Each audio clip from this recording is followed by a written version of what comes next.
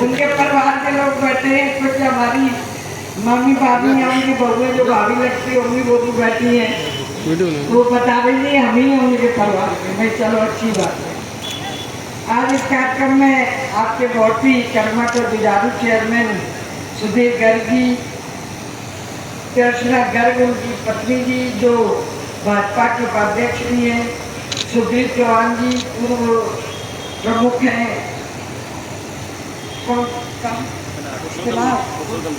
फिलहाल के पुरुषोत्तम जी बैठे हैं, हमारे बड़े वरिष्ठ कार्यकर्ता। मैं आगरा की मेहरबानी तब भी आप हमारे स्वीकार करता और आज बहुत ही वरिष्ठ कार्यकर्ता है।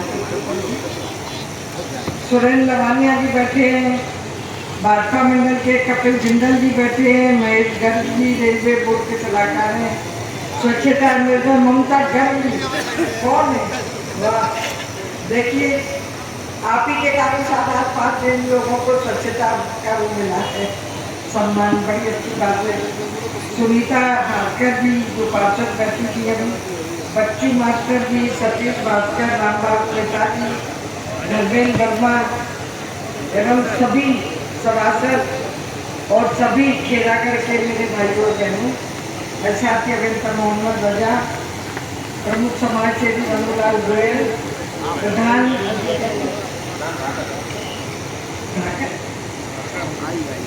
प्रधान ढाकर के वीरेंद्र मुगल जी, मैं आप सभी का अभिनंदन और नमस्कार करती हूँ भाइयों और बहनों।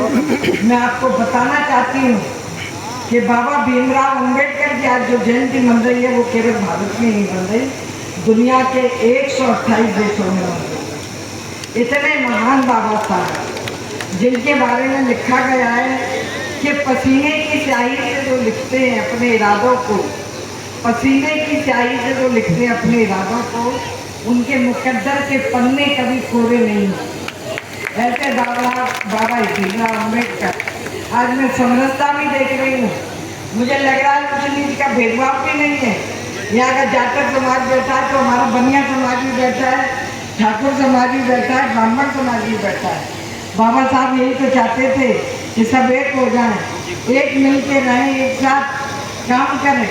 और आज मैं उदया नगले में वो दृश्य देख के मुझे बहुत अच्छा लग रहा है। और अभी बाबा साहब की जो एक झांकी गई है, ऐसा पूरा आगरे में उमड़ा हुआ है ये सब। मैं इतनी जगह होके आ रही हूँ, बिल्कुल पूरा उमड़ा हुआ है। तो मैं ये बताना चाह रही हूँ कि अब बाबा साहब कोई एक समाज के नहीं है, एक जाति के भी नहीं है। उन्हें केवल हम जाटक समाज का मान लें या जाटक जाति का मान लें, बाबा साहब तो एक अर्थशास्त्री थे जिन्होंने पूरे भारत को अर्थशास्त्र का ज्ञान दिया। उन्होंने बताई कि इकोनॉमी को कैसे बढ़ाना है, हमें आर्थिक रूप से भारत कैसे मजबूत हो। और उन्हीं के नाम पे हमारे प्रधानमंत्री जी ने भीम ऐप चलाई। मैं बाबा साहब की जीवनी के बारे में आपको नहीं बताऊंगी, आप सब जानते हैं कि किन परिस्थितियों में उनका जन्म हुआ, कैसे वो पढ़े, कैसे विदेश गए।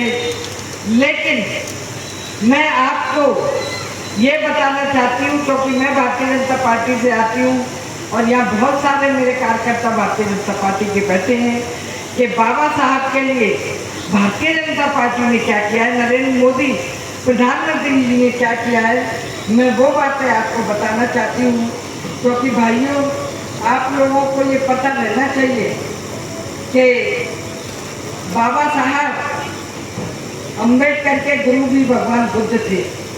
उन्होंने बुद्ध धर्म की दीक्षा लेके शांति और अहिंसा का पाठ भारत में हो, सब उनका जो नारा था वो बड़ा सार्थक था।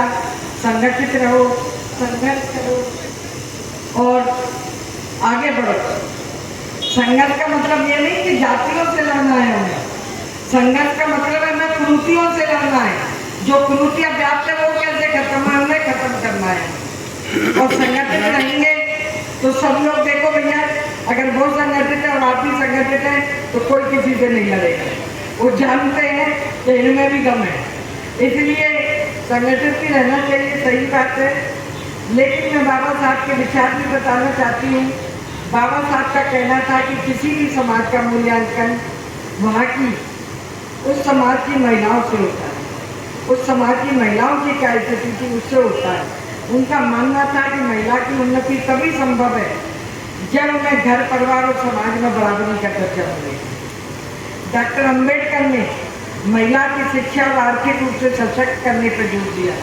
तो मैं आपको ये बताना चाहती हूँ कि अब जो कार्य हो रहे हैं, बाबा भीमराव अंबेडकर जो संविधान लिख के गए हैं, जो पूरी दुनिया से अच्छी अच्छी बातें थी वो उन्होंने संविधान में लिखी, और उसी संविधान को आज हमारे प्रधानमंत्री नरेंद्र मोदी मानकर गरीबों के लिए, दलितों के लिए, किसानों के लिए, वंचितों के लिए, महिलाओं के लिए और बच्चों के लिए जो कार्य कर रहे हैं उसकी थोड़ी सी आपको जानकारी देना चाहते हैं। हम अगर वही आगे लाते रहेंगे, वही रोता रोते रहेंगे कि छुआछूत में वो जिए, छुआछूत में उनको ये हुआ वो, अब हमें उस परिस्थिति से आगे निकलना है और बहुत आगे निकल भी गए। अब उन बातों को पीछे छोड़ दो, जो हो गया तो हो गया, लेकिन अब हम आगे कैसे बढ़ें, हमारे बच्चे तरक्की और उन्नति कैसे करें। आज मैंने उदय नगरी का आपको अभी थोड़ा सा बताया कि किस तरह हम इतनी मिट्टी में देख में इस गांव में जाते थे, आज कितना विकसित हो गया भैया का गांव, कितना आगे निकल गया है। यहाँ मुझे कुछ उद्योग की फैक्ट्री भी दिखी करता या कुछ कारोबार भी लग गए हैं, तो इतने काम हो रहे हैं। तो इसी तरह हम लोगों को भी आगे बढ़ना चाहिए। बताइए, चमड़े के गलीचे, जैकेट और क्या क्या कारोबार यहाँ हो रहा है, तो वो बड़ी बात है। इससे बहुत लोगों को कारोबार भी मिल रहा होगा, व्यापार भी मिल रहा होगा और लेबर भी मिल रही होगी, जिससे उनके घर चल रहे होंगे। भारत में फिर से धम्म की ज्योति जगी है, और ये धम्म की ज्योति ये बाबा साहब ने जब कहा कि मैं अपना शेष जीवन बौद्ध धर्म के पुनर्जागरण के प्रचार में बिताऊंगा, तो प्रधानमंत्री जी उसी बाबा साहब के विचार को लेके 23 में उन्होंने पहली बौद्धों की जो दुनिया की समिट हुई थी उसमें वो गए, उसमें प्रतिभाग किया, उन्होंने मेजबानी की, उन सबको भारत बुलाया और बौद्ध धर्म को आगे बढ़ाने के लिए, उसे सम्मान देने के लिए नरेंद्र मोदी ने बौद्ध समिट किया। 24 में एशियाई बौद्ध समिट का हुआ, एशिया के लोग आए, बौद्ध धर्म के लोग माने गए। ये बाबा साहब का तो सपना था कि बौद्ध धर्म भारत में पनपे। सारनाथ, बौद्ध गया, वैशाली, कुशीनगर और विक्रमशिला जैसे बौद्ध स्थलों का अगर निर्माण कराया है तो वो आदरणीय प्रधानमंत्री जी ने कराया है। रोजगार को गति देने की बाबा साहब बात करते थे। प्रधानमंत्री जी ने ईज ऑफ डूइंग बिजनेस में भारत की रैंकिंग जो कभी 142 पे थी उसको घटा के 63 पर ले आए। इतना व्यापार भारत में अब होने लगा है। बिजनेस समिट हो रही है, लखनऊ में हुई, इतने MOU साइन हुए हैं, इससे कितने लोगों को, गरीब लोगों को इसमें काम कर मिलेगा। ये बाबा साहब का सपना है जिसे प्रधानमंत्री जी पूरा कर रहे हैं। इसी के साथ साथ शिक्षा के जरिए अपने सपनों को साकार करने का जो बाबा साहब ने सलाह दिया था, उसी को आज प्रधानमंत्री जी 34 वर्षों के बाद नई शिक्षा नीति 2020 में लागू की है। मेडिकल की सीटें दुगनी हुई हैं और 2024 तक 7 नए IIT कॉलेज यूनिवर्सिटी, 8 नए IIM और 15 नए एम्स की स्थापना हुई है। इतना काम प्रधानमंत्री जी कर रहे हैं। बाबा भीमराव अंबेडकर का सपना था कि हमारे बच्चे भी IIT पढ़ें, IIM करें, मेडिकल में जाएं, तो उन सब की कॉलेजों की इनकी व्यवस्था प्रधानमंत्री जी कर रहे हैं। अभी बता रहे थे कि पानी की व्यवस्था नहीं थी, पानी पता नहीं आप लोग कहाँ से भर के लाते थे। साहब ने अच्छा है, अच्छी बात की है कि पानी की व्यवस्था की है, लेकिन हमारे बाबा साहब कहते थे कि जल का न्यायपूर्ण वितरण सामाजिक न्याय का आधार है। वो जानते थे क्योंकि उन्हें पानी तक नहीं पीने दिया जाता था। लेकिन बाबा साहब ने संविधान लिख के खुद ने तो विष पी लिया, लेकिन सबको अमृत देके गए। आरक्षण की ऐसी व्यवस्था करके गए हैं कि हमारे बच्चे IAS बने, PCS बने, डॉक्टर बने, इंजीनियर बने, और मेरी तरह कोई राजनीति में आए तो उसे भी आरक्षण का लाभ मिले। और वो भी गवर्नर बने जैसे मैं उत्तराखंड की गवर्नर थी इससे पहले, और आज मंत्री हूँ आपके बीच में। तो ये बाबा साहब जो करके गए, इसको अगर पूरा कर रहे हैं तो हमारे प्रधानमंत्री नरेंद्र मोदी जी कर रहे हैं। हर घर को नल की जो व्यवस्था की है, हर घर में नल लगेगा, पानी आएगा, कोई भेदभाव की बात ही नहीं रहेगी। ये कार्य हमारे प्रधानमंत्री कर रहे हैं। ये भी वो बाबा साहब का सपना पूरा कर रहे हैं। संविधान की मूल भावना के बारे में मैंने बता दिया कि बाबा साहब जो सबके लिए लिखते गए, और वो कहते भी थे संविधान कोई वकीलों का दस्तावेज नहीं है, ये एक जीवन जीने का माध्यम है और इसकी आत्मा युगों युगों तक बनी रहेगी। और आज बनी हुई है। बाबा साहब को गए जब संविधान लिखा होगा तो लगता है 150 साल तो हो ही गए। इस 47 में लिखा गया था।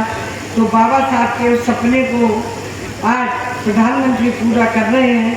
इसलिए भाई आप लोगों से मैं ये कहना चाहती हूँ, जितने मेरे जाकर समाज के हैं भाई बहन बैठे हैं, कोई संविधान को बदल नहीं सकता। प्रधानमंत्री खुद कहता है कि मैं चाहूँ तो मैं नहीं बदल सकता। तो केवल आपको बरगलाने का काम किया है कि ये भाजपा संविधान बदल देगी। अरे संविधान बदल देती तो क्या आदिवासी बेटी एक राष्ट्रपति होती है जो सर्वोच्च पद पर बैठी है? क्या जाटक बेटी आपकी कोई राज्यपाल बनती? हम सपने में नहीं सोच सकते थे कि हम राज्यपाल बनेंगे। वो काम भाजपा ने किया है। मंत्री क्या कोई महिलाएं बनती हैं?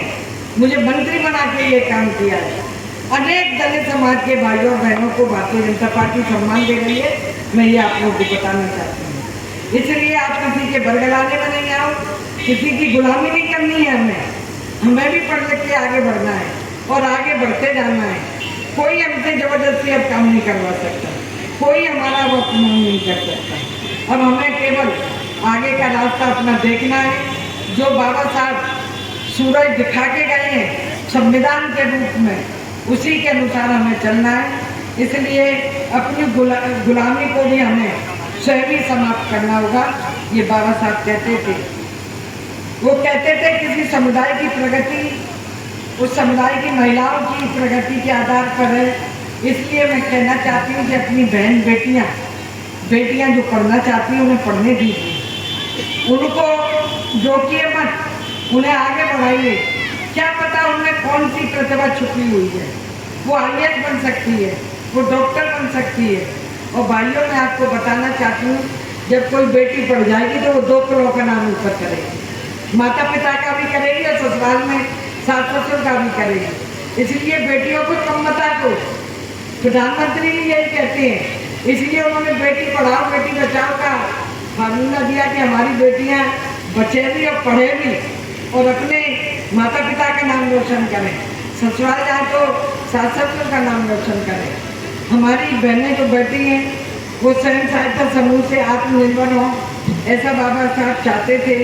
और स्वयं सहायता समूह आज हमारी उत्तर प्रदेश की सरकार बना के महिलाओं को काम दे रही है, रोजगार दे रही है। आप लोगों की पढ़ाई का तभी मतलब है, जितनी भी सरकार की योजना है उनका हमें लाभ लेना चाहिए। भाइयों 2-3 बातें बस मुझे और कहनी है। बाबा साहब को जो महामानव थे, जिन्हें ईश्वर ने केवल जो दलित पिछड़े कुचले समाज थे उनका भला नहीं हो पा रहा था, उनके साथ छुआछूत हो रही थी, तो ईश्वर ने उन्हें एक देवदूत के रूप में इस पृथ्वी पे भेजा। और इस पृथ्वी पर आके, इस भारत भूमि पर आके उन्होंने उन्हीं के उद्धार के लिए काम किया, संविधान लिखा। ये बात हमें याद रखनी चाहिए। लेकिन मुझे कहने में आज बड़ा दुख हो रहा है कि उनको इतनी सरकारें आई, किसी ने भारत रत्न नहीं दिया। अगर भारत रत्न दिया तो भाजपा समर्थित सरकार PP सिंह की सरकार ने उन्हें दिया। सन 90 में उन्हें भारत रत्न मिला। अगर बाबा साहब जहाँ जन्म हुआ, जहाँ पढ़े, जहाँ दीक्षा ली, जहाँ उनकी समाधि है या जहाँ पर उनका जन्म हुआ, ये पंचतीर्थ। नरेंद्र मोदी ने कहा कि वो साधारण मानव नहीं थे, वो महामानव थे। उन्होंने जितने ये हम उनके पंचतीर्थ बनाए, तो पंचतीर्थ बना के उनकी जन्मभूमि मऊ, शिक्षा भूमि लंदन, दीक्षा भूमि नागपुर, महापरिनिर्वाण भूमि दिल्ली और चैत्य भूमि मुंबई को पंचतीर्थ का नाम दिया। भाइयों और बहनों, मैं एक बात और याद दिलाना चाहती हूँ, बाबा साहब महामानव थे। गांधी जी और नेहरू जी के समय वो केवल समाज के लिए, दलित पिछड़े गरीबों के लिए कार्य कर रहे थे। वो अपनी बात पर अड़ जाते थे और अपनी बात पे इतना अड़ जाते थे कि उन्होंने अपने मंत्री पद से भी इस्तीफा दे दिया था। जब उनकी मृत्यु हुई, दिल्ली में अंतिम सांस ली, तो कहा गया कि इनकी समाधि भी दिल्ली में बननी चाहिए, लेकिन उनकी समाधि दिल्ली में नहीं बन रही थी और उनको एक प्राइवेट प्लेन से, एक प्राइवेट जहाज से बम्बई भेज दिया, जहाँ उनका अंतिम संस्कार हुआ। और जिस जहाज से वो गए उसका भी उस समय की सरकार ने किराया मांगा। ये कितने दुख की बात है हम लोगों के लिए कि जो महामानव समाज की एकता के लिए, भाई बंधुत्व के लिए, आरक्षण के लिए, कभी और तब की तत्कालीन प्रधानमंत्री भी कहती थी कि मैं अगर प्रधानमंत्री बनी हूँ तो संविधान के कारण बनी हूँ। आज भाइयों, उनकी समाधि दिल्ली में क्यों नहीं होनी चाहिए थी? जब राजीव गांधी की, संजय गांधी की, नेहरू जी की, इंदिरा गांधी की इनकी बन सकती है, तो बाबा साहब की क्यों नहीं बन सकती थी? क्यों नहीं बनने दी इन्होंने भेदभाव किया। इन्होंने बाबा साहब को कि ये ऊंचे, हमसे बड़े नेता नहीं बन जाए, इन्हें ज़्यादा लोग नहीं जाने, इसलिए उनकी समाधि दिल्ली में नहीं बनने दी। ये बाबा साहब का मैं तो कहती हूँ कि उनके मरणोपरांत भी एक तरह से अपमान ही हुआ था। उसको हमें सोचना पड़ेगा। आज ये संविधान की किताब लेके घूम के आपको बरगलाते फिरते हैं कि भारतीय जनता पार्टी संविधान बदल गई। अरे संविधान तो तुम बदलते रहे, इमरजेंसी तुमने लगाई, मेरे बहुत सारे कानून तुमने बदले, बाबा साहब को कोई सम्मान नहीं दिया। उसके लिए हमें आवाज़ उठानी चाहिए, बात करनी चाहिए। मुझे यही आपसे बात करनी थी। हम बाबा साहब के अनुयायी हैं। बाबा साहब जो हमें सपने देके गए हैं, उन सपनों को हमें समाज को दिखाना है, बड़े बड़े सपने दिखाना है और समाज को, जो दलित है, पिछड़े हैं, उनको आगे ले जाना है, महिलाओं को आगे ले जाना है। तभी हम बाबा साहब के सपने को पूरा कर पाएंगे। यही बात मैं आपसे कहने आई थी। उदैया के, नगला के जितने भी मेरे भाई लोग बैठे हैं, मेरे रिश्तेदार बैठे हैं, उन सब का भी मैं आभार व्यक्त करती हूँ। उन्होंने इतना अच्छा मेरा स्वागत किया, मुझे बुलाया। देखिए, आपके विधायक जी भी आ गए, मैं इनका स्वागत करती हूँ। आप सबने मेरी बात सुनी, मैं हृदय से आपका आभार व्यक्त करती हूँ। बहुत बहुत धन्यवाद। जय भीम, जय भारत।